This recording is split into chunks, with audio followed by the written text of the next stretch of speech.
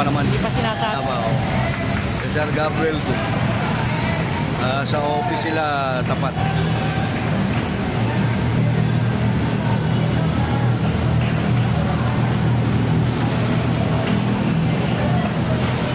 Decoration.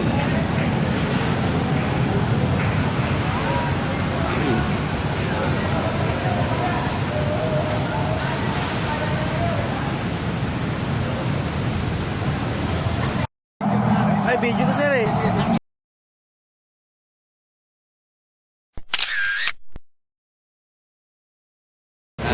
Si Sir Gabriel, oh.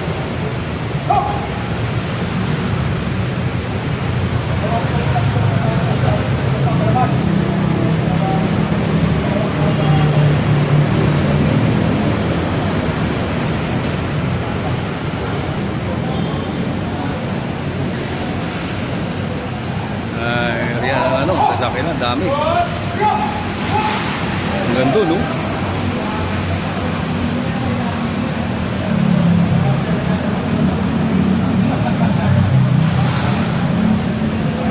Ay, ito ba si Gabriel Go, sir? Oo, kanina.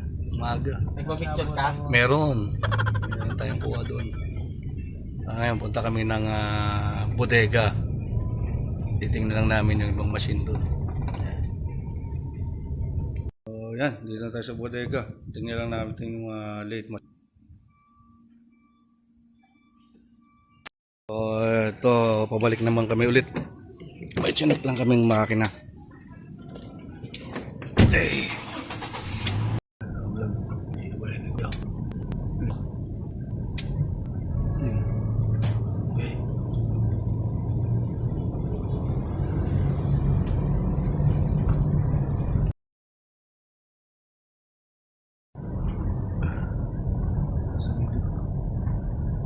Okay, baba na tayo.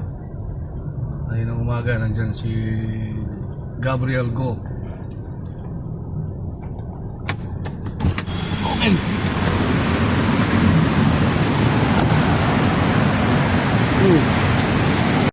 So, ayan. Dito na tayo sa office ulit. Ito yung ating CNC bus bar. Ito titingnan ng isang client. Alam mo lang kung kailan. Pero so far okay naman na. Waiting na lang tayo.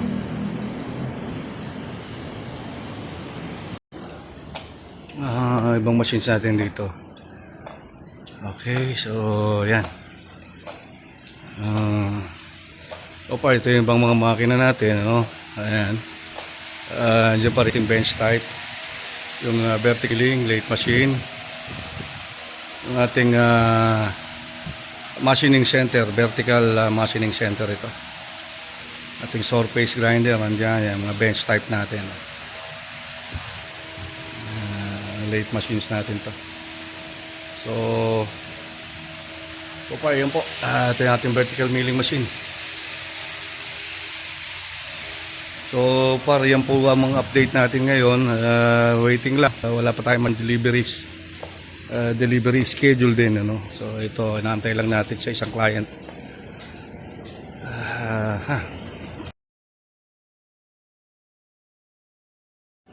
Marami pa ho tayo dong hindi nabubuksan naka-crate. So yan, malalaman nyo pagdating ng ano, papakita ko po sa inyo lahat yan.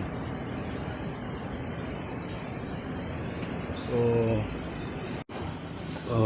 yan lang po muna ganap ngayon. Makapag-update, wala pa kami mga sketch address. So yung mga pakita sa inyo yung mga laman niya, mga makina na yan, ano.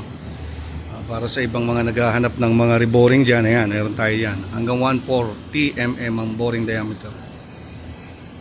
So yan po, marami pong salamat sa inyong panonood. Ito lang po muna ating ganap. Okay.